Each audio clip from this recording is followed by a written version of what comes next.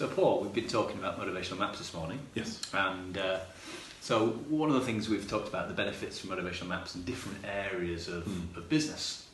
So from your perspective, I remember when I first had maps done as a leader of a team, a manager of a team, and some of the insights that gave to me. So what do you think, having had the experience you've had with maps, both as a manager, as a coach of managers, as a consultant with managers and leaders, what do you think are the main benefits for managers to understand what motivates their team? Yeah, it's a good question, Bevis, because I've used, like you say, I've used maps or been involved with maps in so many different levels, particularly with management. I first used a motivational map, as you say, when I was a manager.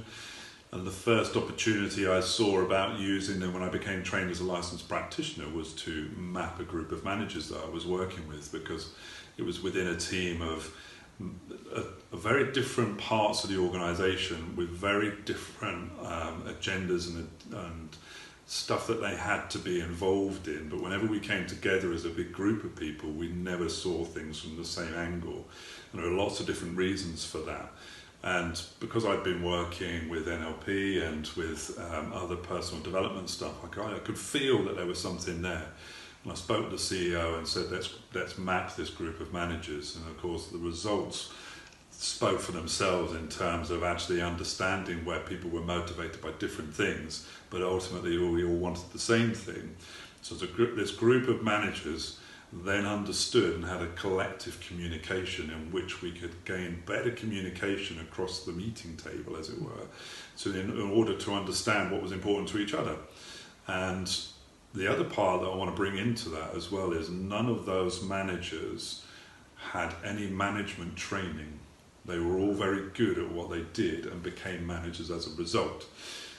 So in conversations with that particular team and lots of teams I've spoken to since, in terms of the managers of those teams, that is a common occurrence of people who have been promoted up to managers because they're really, really good at what they do, or they've shown some potential in what they could do in the future.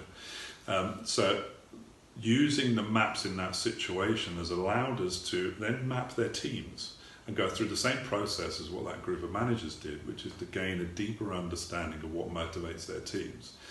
And being able to use that information to support that manager who's really good at what they do, and perhaps hasn't had any management training.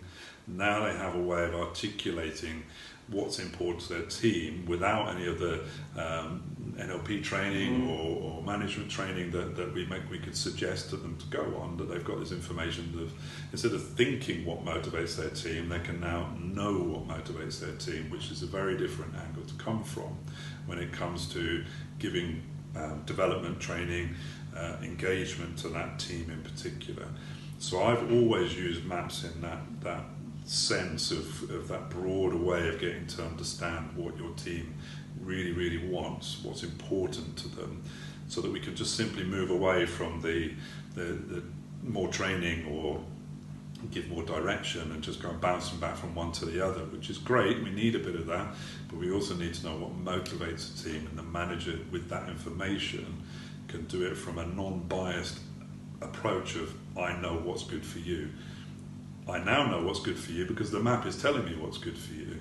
And I guess one great example, I can finish off that question, Bevis, is there's a guy that I'd been working with recently who explained the benefit of the map for him was to actually pass the map back to his managers and say, just read that and you'll know what motivates me, which is great for him as an individual, but for those managers, what a gift. You know, to be able to have that document, to look at their individual, to say, I can now work very specifically on what's important to you and get a high level of productivity out of you, as well as engagement and, of course, motivation. One of the things I've loved you sharing there, Paul, obviously the cross-communication between teams and management teams, but the ability for people who haven't perhaps had a lot of management or leadership training to learn how to manage in a bespoke way their team. Because the problem with leadership and management training can be that it can be an off-the-shelf product, which may be very, very good, but it might not solve the specific issues of that team. And one of the things that people don't realise with maps is actually not only going to learn what motivates each member of the team, you're also going to learn how each person feels that their work is meeting their needs.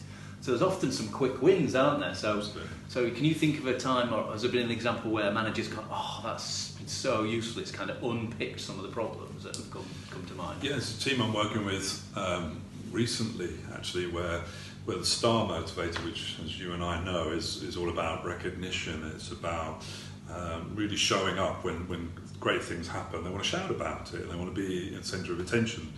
I think that's essential in most teams, to have some people on board that are that way thinking.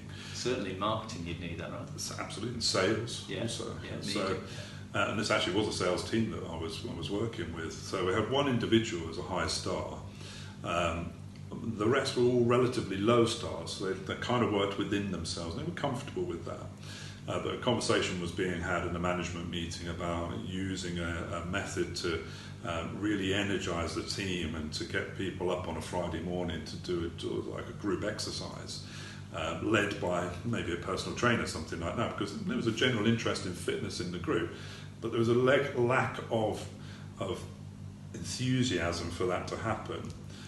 When I was able to interject and say, let's have a look at this team map here, because the majority of the team are a low star, so the thought of them performing in front of their teammates was something that really didn't motivate them at all.